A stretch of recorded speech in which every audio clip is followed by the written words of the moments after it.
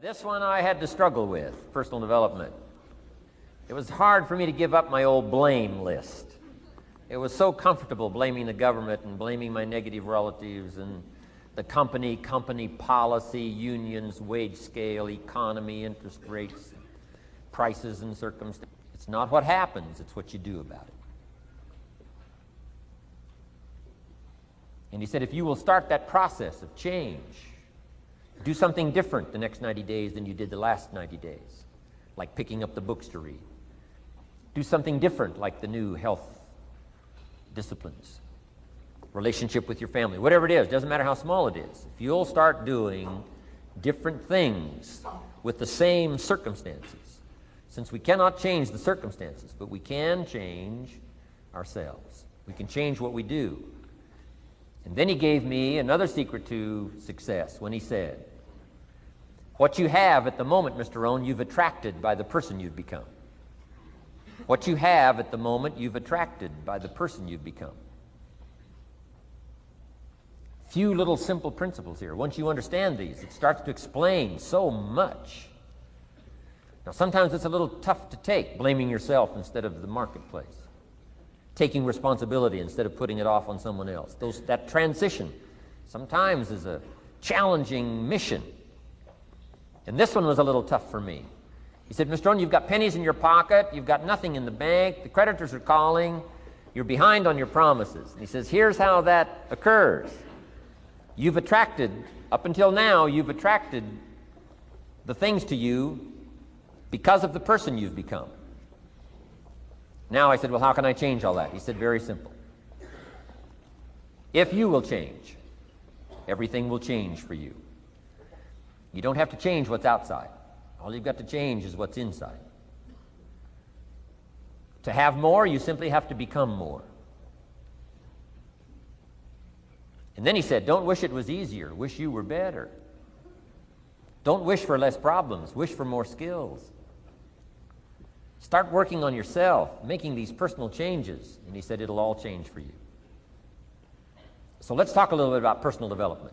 That extraordinary adventure I undertook starting at age 25. And I've never ceased that adventure. I'm still going for it in the 90s. I want to get better and better.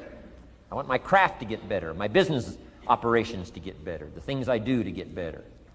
Because once I picked up this simple formula, I'm telling you, it's easy to figure out where the problem is if you go to work on it.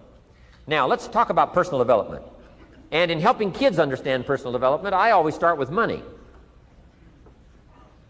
Now, money's not the only place to start. Money certainly isn't the only value, but we've all got to start somewhere, and money's something you can count, right? Kids are interested in money, okay?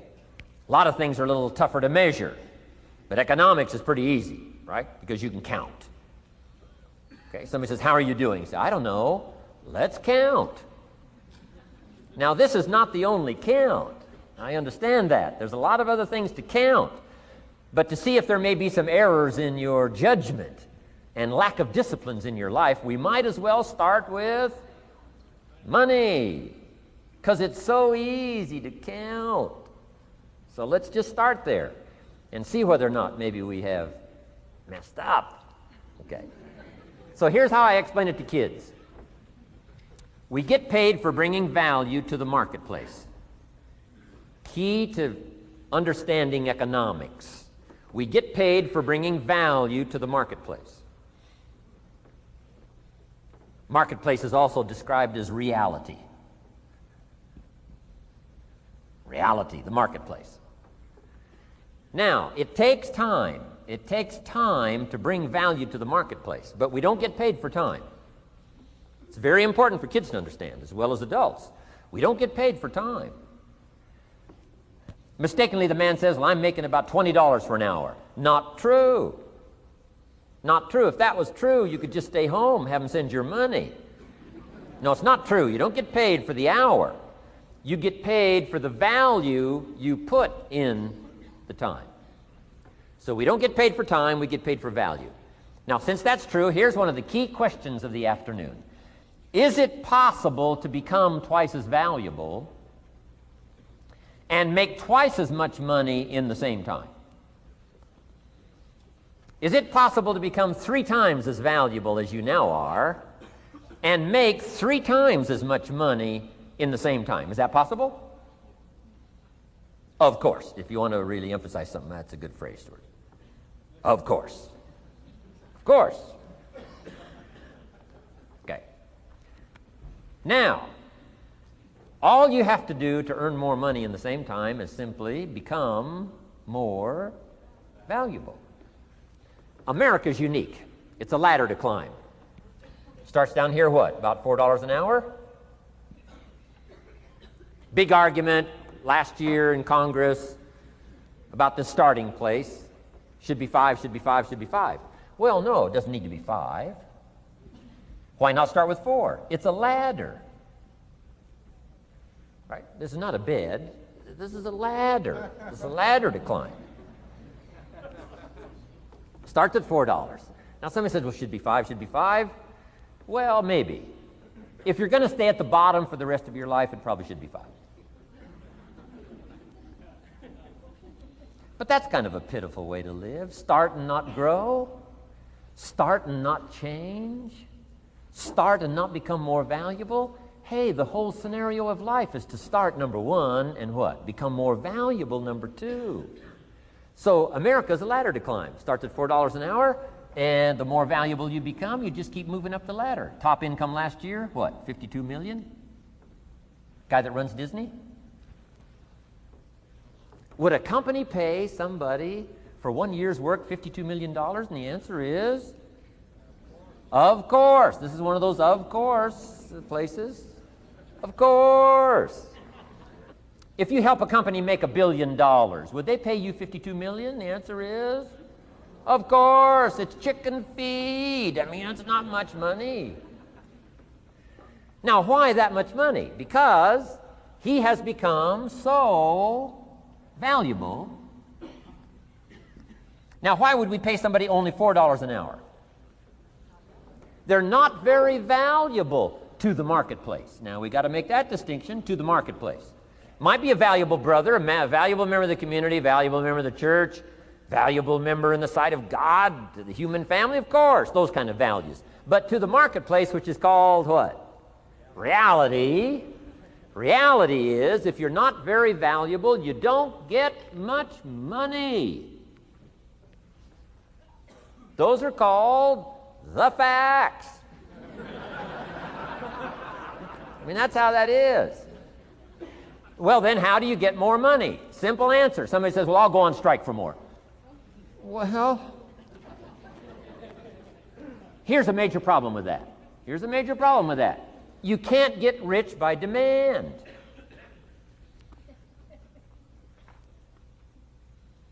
Somebody says, well, I'm waiting for a raise. I'm telling you, it's easier to climb than to wait for a raise. Why not just become more valuable rather than wait? I'm telling you, that's the key to all good things. Becoming more valuable. Why would we pay somebody $400 an hour? They've become more valuable to the marketplace. See how this works? I'm telling you, this stuff is so easy. This is America. This is a ladder. How far is it from 4 to 5? I'm telling you, it's not far. $4 to $5 an hour? If you work for McDonald's, haul out the trash, they'll pay you $5 an hour. If you whistle while you haul out the trash, they'll pay you $5 an hour. I'm telling you. You'll get an extra $1 just for a good attitude. Yay, McDonald's. Wear the hat. It's incredible. $5. And then you just keep becoming more valuable, more valuable, more valuable. I got a telephone call 5 years ago. Company said, we're ready to expand internationally. We need some help. I was sort of semi-retired. Right? Looking for the next exotic beach. They said, no, Mr. Rohn, we got a project for you. Right? We're going to expand internationally. We could use your help. Next little while, we'll add some millions to your fortune, make it worth your while. I said, okay. I thought later, isn't that interesting that they called me? My second thought was, of course they'd call me. Who else would they call? I mean, you know, I can get the job done. Now, how come I got a telephone call worth millions? I had become valuable. Now, I'm a farm boy from Idaho. I was raised in obscurity. 1 year of college, and I thought I was thoroughly educated. Made all kinds of mistakes galore. At age 25, the creditors are calling me saying, hey, you told us the check was in the mail. I got pennies in my pocket. I got nothing in the bank. I'm behind on my promises. How come I get a telephone call 5 years ago and it's worth millions?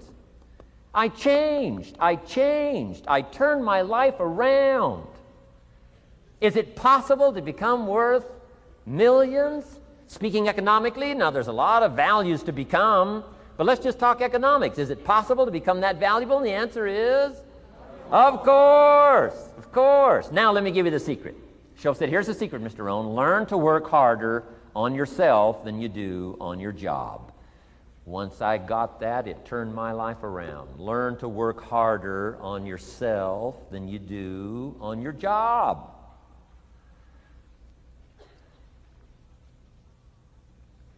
He said, if you work hard on your job, you'll make a living. If you work hard on yourself, you can make a fortune. Wow. If you would have known me at age 25, you would have said, Jim Rohn's a hard worker. If you'd have known me, you'd have said that. I'm the guy, I don't mind coming a little bit early, staying a little bit late. I don't mind that. You'd have said, well, Jim Rohn's a hard worker. You say, well, how come he's got pennies in his pocket and nothing in the bank and behind on his promises? Well, I was a hard worker, but I was working hard on my job, not on myself. I'm telling you, if you'll learn that simple little principle and start the process today, latest tomorrow, give you tonight to think it over,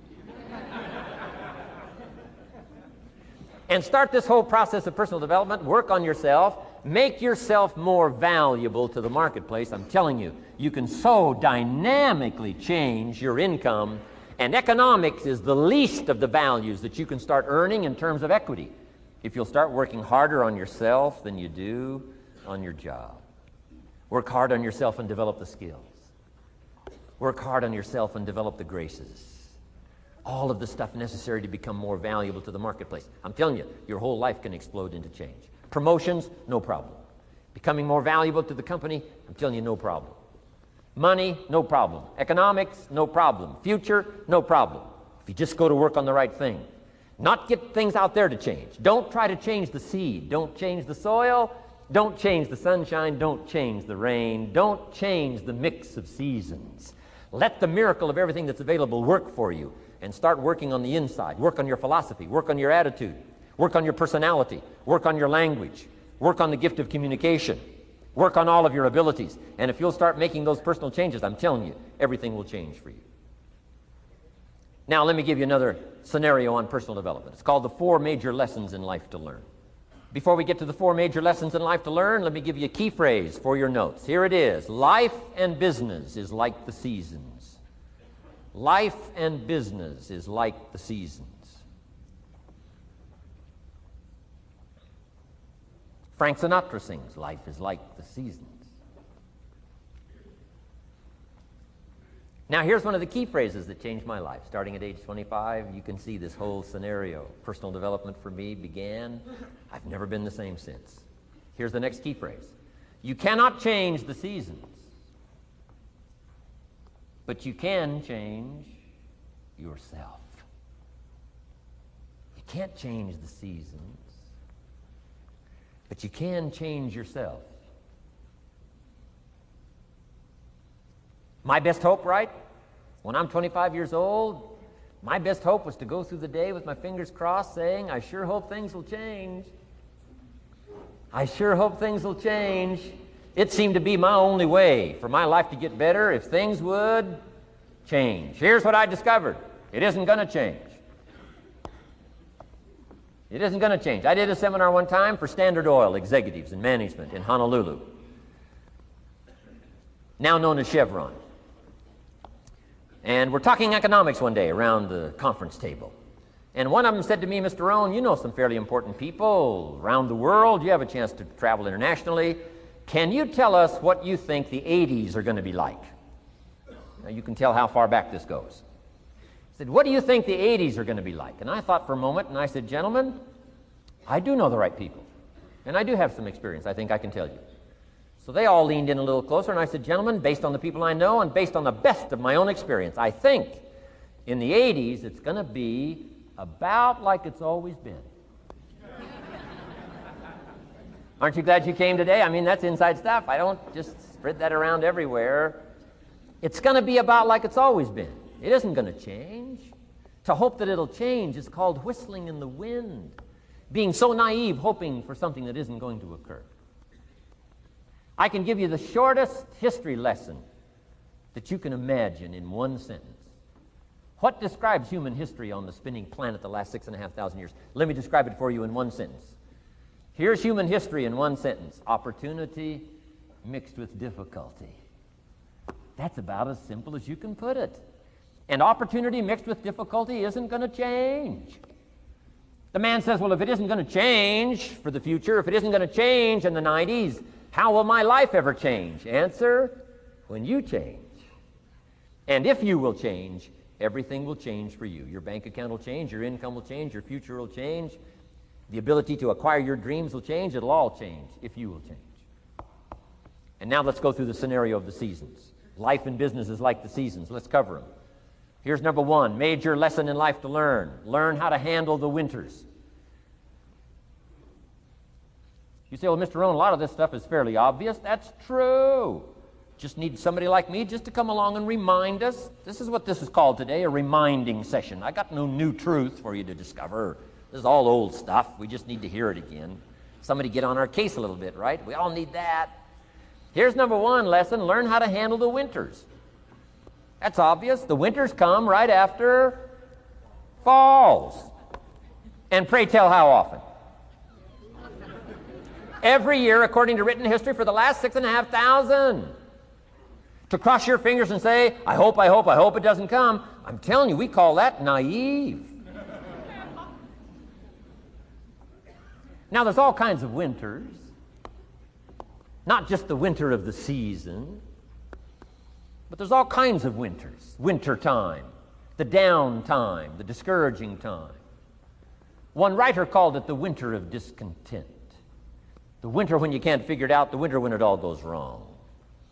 Economic winters, social winters, political winters, and personal winters. When your heart is smashed in 1,000 pieces, the nights are unusually long. It's called winter time.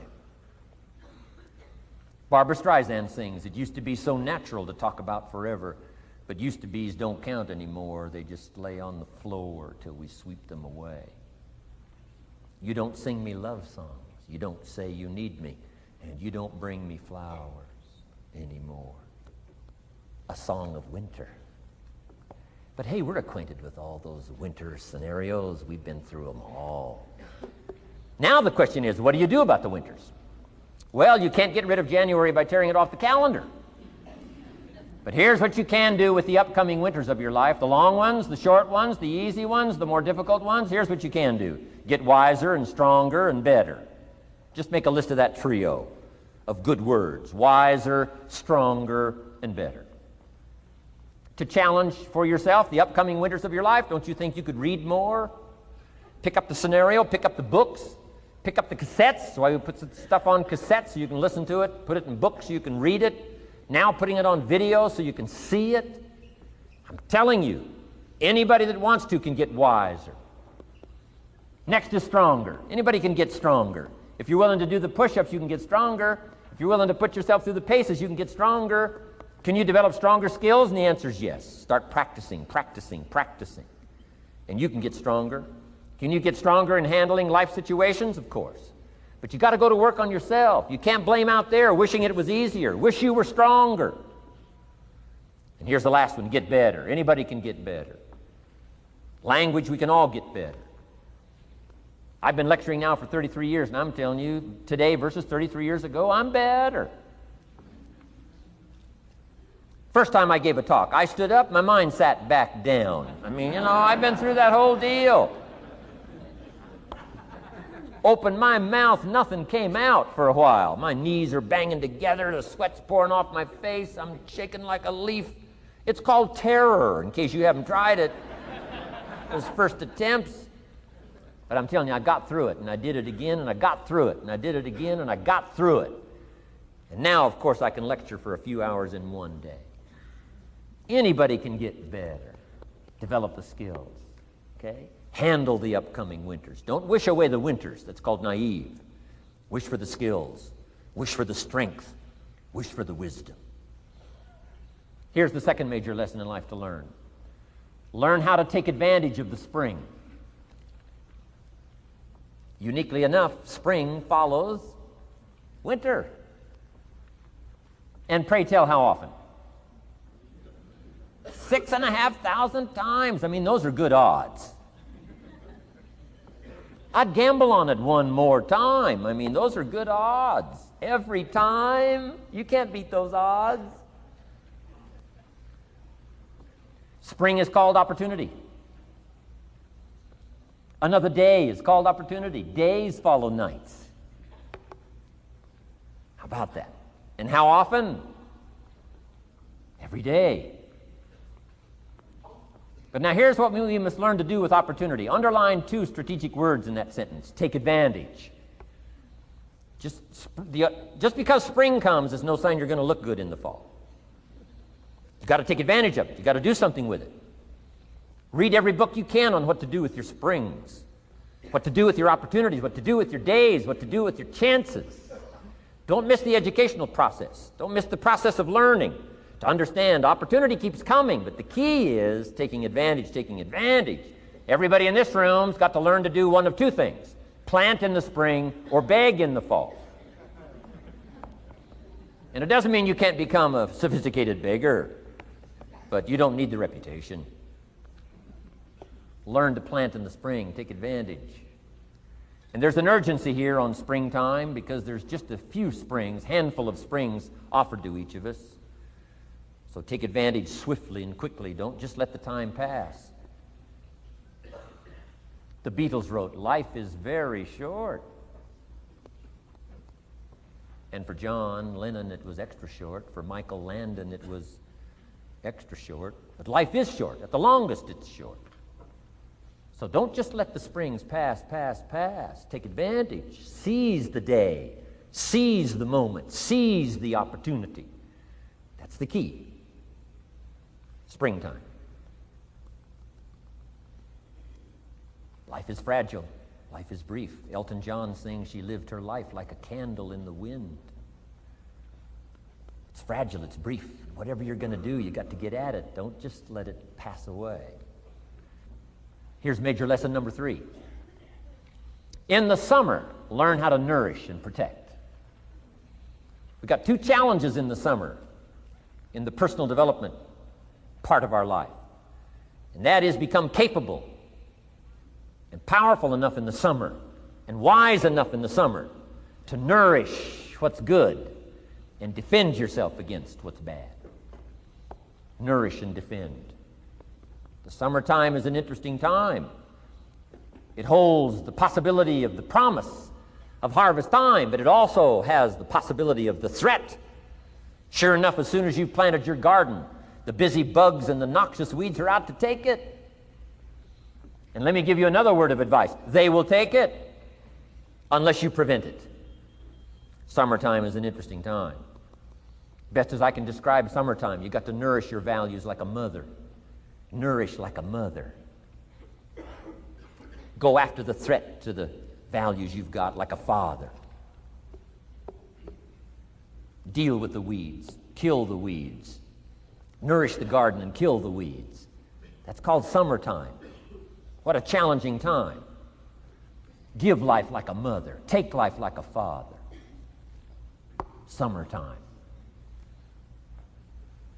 You got to deal with the negative as well as the positive. Summertime is a unique, complex mix of positive and negative. Opportunity and threat. What a scenario of life itself. Opportunity and threat to the opportunity. And you got to deal with both. You got to think positive and you got to think negative. You got to handle what's ever out to threaten you. You got to learn to threaten it back. Summertime. Interesting time. Nourish like a mother. Defend like a father. You got to be like your bloodstream in the summer. Red corpuscles to what? Nourish. White corpuscles to what? Fight. You've got to both nourish and fight. You've got to nourish and be vigilant. Okay. White corpuscles think negative. You can't just think positive. We call you naive. Somebody says, well, I've been taught to be all positive. You'll be some kind of freak. You can't be all positive. Thank God for white corpuscles that think negative all day. Guess what white corpuscles are looking for all day? Problems, infection. White corpuscles say, just show me some infection, I'll kill it. Why? It's out to kill the body. It's out to kill our chances. It's out to kill our future. Whatever threatens us, we threaten. I'm asking you to take sword to your enemies. Whatever's out to threaten your health, you got to threaten it back. Like white corpuscles. Kill what's evil. Nourish what's good. Love like a mother. Hate like a father. Father says to whatever threatens his family, take 2 or 3 more steps toward this family and threaten my family, you'll cease to exist. I'm father, I kill.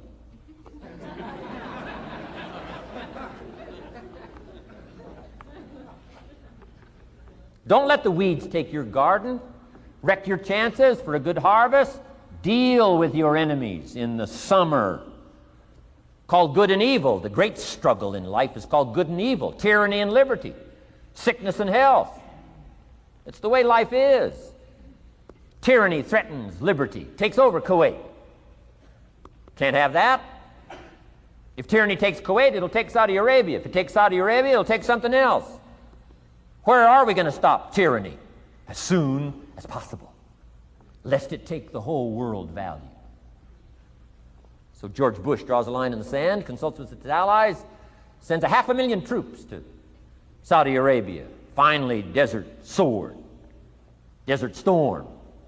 takes on Saddam Hussein, drives him out of Kuwait. Why? Because it has to be done. The great struggle between liberty and tyranny, the great struggle between evil and good. And you've got to treat your own life the same. Says Saddam Hussein, you can't have Kuwait, can't have Saudi Arabia. Furthermore, we're going to kick you out.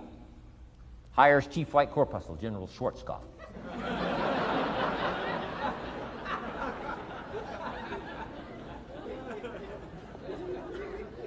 Takes care of the matter.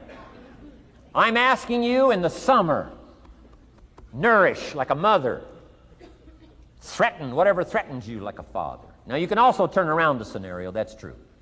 Love like a father, hate like a mother. Give life like a father, take life like a mother. You can turn the scenario around. The key is both love and hate.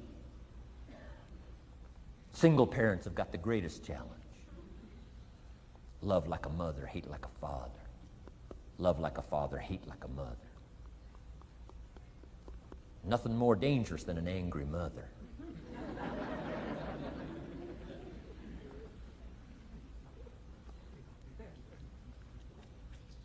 Beware the female species of the animal. They call her Black Widow spider. Why? Because when she finishes, there is no male spider.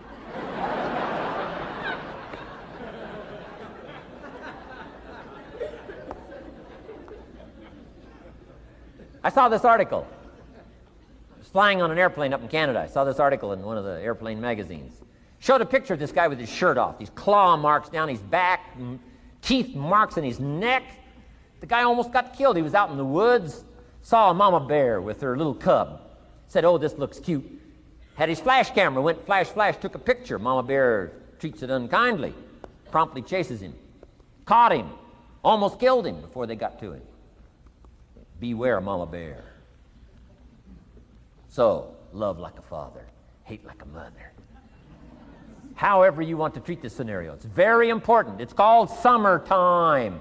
Part of the personal development challenge is to be challenged to learn to nourish all of your values, from a garden to a family relationship, to a love affair, to a marriage, to a business, anything that's valuable to you called equity. You've got to nourish it, you've got to feed it, you've got to take care of it, but you've also got to defend it. It's called the way things are. Key. In the summer. Now here's number 4. Fourth major lesson in life to learn. In the fall, in the harvest, learn to reap in the harvest without complaint. Important part of personal development. Reap in the harvest without complaint. Take full responsibility. Once you've learned this scenario, it's not the seed, it's not the soil, it's not the sunshine, it's not the rain, it's not the miracle of the giving of life, it's not the seasons that's to be criticized. We must take personal responsibility. So in the harvest, take personal responsibility. It's your crop. Whatever you've reaped, it's your crop. Take responsibility. No complaint. And here's the next one. No apology. The best of human maturity is no apology if you've done well, and no complaint if you haven't. Knowing that that's where the answers lie, within, and then without in the miracle of the possibilities that we have to work with. Those are the 4 major lessons in life to learn. Let's talk about some more parts of personal development. Here's the first one. Physical. The physical side. Got to take care of yourself. Do not neglect to take care of yourself. Good phraseology used in the Bible, in my amateur way, but let me put it to you best I can. Here's what it says. Treat your body like a temple. That's a good phrase, good suggestion. A temple meaning something you take extremely good care of. A temple, that's a good phrase. Treat your body like a temple, not a woodshed. A temple, a temple. Take good care. It's the only place you've got to live currently. The temple. Nutrition. My mother studied nutrition, passed it along to me, passed it along to my father, my children, my grandchildren. What a legacy that was. Learning to just take care of yourself. Key phrase. Some people don't do well because they don't feel well. They've got the gifts, they've got the skills. Maybe they just haven't taken care of themselves. They don't have the vitality. Key phrase, vitality is a major part of success. Vitality. So take care of yourself. I know a guy that raises racehorses. I'm telling you, the guy feeds his horses better than he feeds himself. He's so careful how he feeds his horses. He's so careful what they eat. He's so careful that they get everything. And because of that extreme care, I mean, these are magnificent animals. They can run like the wind. But you ought to see this guy. 10 steps up a flight of stairs, and I mean, he's all out of breath. His horses can run like the wind, and he can hardly make it up the steps. The guy takes care of his animals better than he takes care of himself. Some people feed their dogs better than they feed their kids. Physical. Now, there's all kinds of parts to physical. Here's one. Appearance is part of the physical. Never have a second chance to make a first impression. Physical side. And here's some of the best advice on appearance I can give you. Comes from ancient script again. It says, God looks on the inside, people look on the outside. Isn't that good information? Now you say, well, people shouldn't judge you by how you look. Well, let me give you a clue. They do. They do. You can't deal in these shoulds and shouldn'ts. You'll be tipped over the rest of your life. Now, of course, when people get to know you, they'll judge you by more than what they see. But at first, they're going to take a look.